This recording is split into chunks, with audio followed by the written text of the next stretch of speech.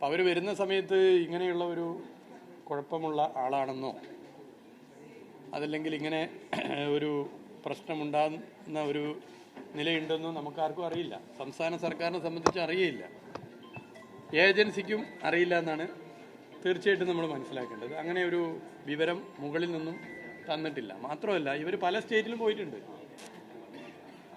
പല രാഷ്ട്രീയ പാർട്ടികൾ ഭരിക്കുന്ന സംസ്ഥാനങ്ങളിലും പോയിട്ടുണ്ട്. അപ്പം അവിടെയൊക്കെയുള്ള ഗവൺമെൻറ്റുകൾ ഇതിൻ്റെ ഉത്തരവാദിയാണോ? അതാണ് പൊതുവെ ഉയർന്നു വരുന്ന പ്രശ്നം. അപ്പോൾ വെറുതെ കുറേ വിവാദങ്ങൾ ഉണ്ടാക്കുക, പ്രശ്നങ്ങൾ സൃഷ്ടിക്കുക എന്നുള്ള ഒരു നിലപാടാണ് ഈ വിഷയത്തിലുള്ളത്. അപ്പോൾ അത് നാട്ടിലെ ജനങ്ങളിതൊക്കെ മനസ്സിലാക്കുന്നുണ്ട്. പക്ഷേ പൊതുവെ ടൂറിസം മേഖലയ്ക്ക് ഇതൊരു പ്രയാസം സൃഷ്ടിക്കരുത്. രാഷ്ട്രീയമായി ഇപ്പോൾ മന്ത്രിയെയോ ഗവൺമെൻറ്റിനെയോ ഒക്കെ ആക്രമിക്കുന്ന രീതി അത് സ്വാഭാവികമാണ്. എന്നാൽ ഇത് ടൂറിസം ഇൻഡസ്ട്രിയെയും ടൂറിസം മേഖലയും ബാധിക്കുമെന്ന് തിരിച്ചറിവ് ഉണ്ടാകേണ്ടത് അനിവാര്യമാണ്.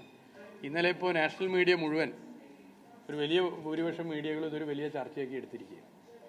അപ്പോൾ കേരളത്തിലേക്ക് വരേണ്ട ടൂറിസ്റ്റുകൾ ഇവിടെ എന്തോ കുഴപ്പം പിടിച്ച സ്ഥലമാണ് എന്ന ഒരു തോന്നലുണ്ടാകും. അപ്പോൾ ദയവേത് ഇത്തരം പ്രചരണങ്ങളൊന്നും ആളുകൾ പുറകോട്ട് പോകും. ഈ അന്വേഷണ ആവശ്യമൊക്കെ വരുന്നുണ്ട്, അന്വേഷിക്കണം, അതിൻ്റെ വഴിക്ക് പോട്ടെ.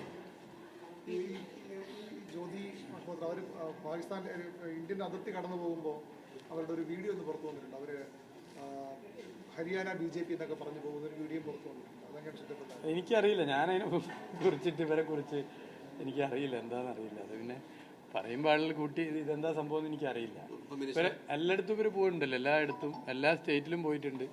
ഇപ്പോൾ BJPയുടെ പല നേതാക്കന്മാരും ഇതിനെക്കുറിച്ച് അന്വേഷണം വേണം മറ്റും ഒക്കെ പറഞ്ഞിട്ടുണ്ട്. BJP ഭരിക്കുന്ന സംസ്ഥാനങ്ങളിൽ ഉൾപ്പെടെ ഇവർ പോയിട്ടുണ്ട്, എല്ലായിടത്തും പോയിട്ടുണ്ട്. ഇപ്പോൾ അവിടെയൊക്കെ ഇങ്ങനെ ഈ എന്താ പറയുക, ദേശവിരുദ്ധ പ്രവർത്തനത്തിന് സൗകര്യം ഒരുക്കി കൊടുക്കാൻ വേണ്ടി അതായത് സർക്കാരുകൾ ഇടപെട്ടു എന്നാണ് അവരുടെ വാദം.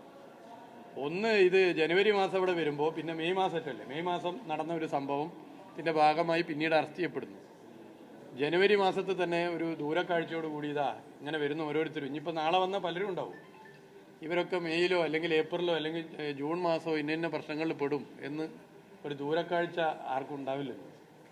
പിന്നെ ഇങ്ങനത്തെ വിവരം അറിയിക്കേണ്ടത് ആരാണ്? നമ്മുടെ രാജ്യത്ത് ഇത്തരം വിവരങ്ങൾ അറിയിക്കേണ്ടത് തീർച്ചയായും ഇതുമായി ബന്ധപ്പെട്ട കേന്ദ്ര സർക്കാരിൻ്റെ കീഴിലുള്ള ഏജൻസികളാണ്. അങ്ങനെ ഒരു വിവരവും ലഭിച്ചിട്ടില്ല എന്നുള്ളതും വസ്തുതയാണ്.